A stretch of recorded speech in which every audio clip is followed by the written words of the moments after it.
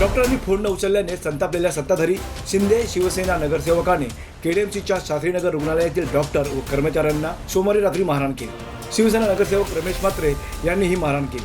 Doctor आणि कर्मचाऱ्यांना मारहाण केल्याच्या निषेधार्थ आज कल्याणच्या रुक्मिणीबाई रुग्णालय आणि डोंबिवलीतील शास्त्रीनगर रुग्णालयातील डॉक्टर व कर्मचाऱ्यांनी पुकारलेल्या संपाबाबत आता कल्याण डोंबिवली महानगरपालिका आयुक्त अभिनव गोयल यांची डॉक्टर आणि कर्मचाऱ्यांनी भेट घेऊन झालेली घटना सांगितली।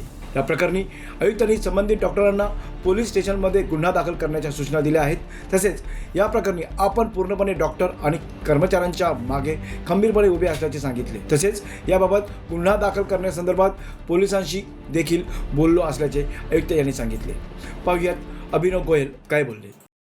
आता एक तासापूर्वी शास्त्रीनगर हॉस्पिटल आणि रुक्मिणीबाई हॉस्पिटल आणि त्याचबरोबर इतर सगळे डॉक्टर्स आणि पॅरामेडिकल स्टाफ त्यांनी येऊन मला डेलिगेशनने एक निवेदन दिला। त्याच्यामध्ये त्यांनी काल संध्याकाळी एक घटना जी घडली त्याचा उल्लेख केला की शास्त्रीनगर रुग्णालयामध्ये एका प्रकरणामध्ये मारहाण करण्यात आली आणि त्याच्यामध्ये डॉक्टर्स आणि नर्सेसवर हल्ला करण्यात आला। तर त्याच्याबद्दल सविस्तर त्यांनी निवेदन मलाही दिलेलं आहे आणि त्याकरिता आज त्यांनी संप पुकारलेला आहे। तर त्याकरिता सगळी सखोल चौकशी करून रीतसर न्यायिक कारवाई करण्याकरिता मी ही अधिकाऱ्यांना आदेशित केलेलं आहे।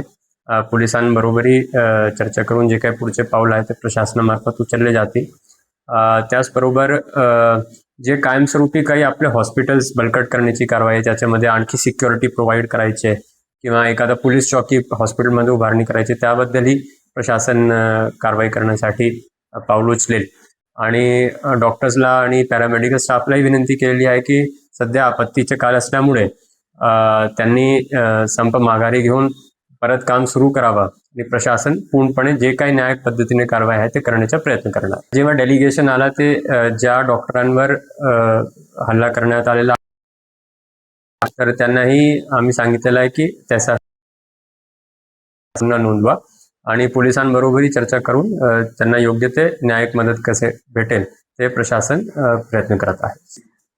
सर्वप्रथम तर नागरिकांची सुरक्षा प्रशासनाची जबाबदारी आहे आणि हॉस्पिटलमध्ये तर कारण एसेन्शियल सर्व्हिसेस आहेत तिथे आपले डॉक्टर्स पॅरामेडिकल स्टाफ यांची सुरक्षा प्रथमतः आहे आणि कोणीही अशी कृती करू नये असं तर 100% आहेत आणि मला वाटतं law will take its own course असा या ठिकाणी म्हणायला हरकत नाही। आणि कानून व्यवस्था सगळे अधिनियम याकरिताच आहेत की कोणी जर असं केलं असेल कोणी म्हणजे सामान्य नागरिक असेल किंवा कोणी असेल तर त्यांच्यावर रीतसर न्यायिक प्रक्रिया झाली पाहिजे।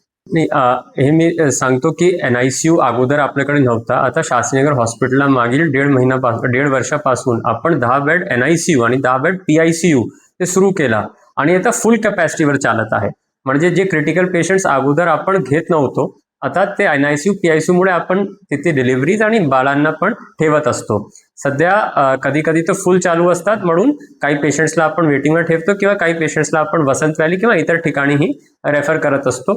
ते डॉक्टरांचा निर्णय असते कारण पेशंट किती क्रिटिकल आहे काय क्रिटिकल आहे त्याप्रमाणे निर्णय घेत असतात आणि पालकांबरोबर चर्चा करून ते निर्णय घेत असतात। मात्र याच्यामध्ये काही अडचण असेल तर प्रशासनाला कळवलं पाहिजे। या प्रकारची जर मारहाण किंवा law taking in their own hand म्हणजे कानून अपने हात में लेना हे तर कुठलीही प्रकारची गोष्टी संयुक्तिक वाटत नाही। आणि आम्ही त्यांना आश्वासन दिलेलं आहे की आम्ही योग्य ते न्यायिक प्रक्रिया आता पुढे करतोय आणि त्यांनी संप माघारी घेऊन पुढे त्यांचे स्थळावर जाऊन काम करावं कारण आपल्याला माहित आहे की 4 दिवसापासून रेड अलर्ट आहे। आजही रेड अलर्ट आहे। पावसाची परिस्थिती असल्यामुळे आपले जेवढे हॉस्पिटल्स आहे प्राथमिक आरोग्य केंद्र आहे तिथे आरोग्य सेवा सुरळीत भेटली पाहिजे त्याचं आम्ही त्यांना निवेदन करून विनंती करतोय।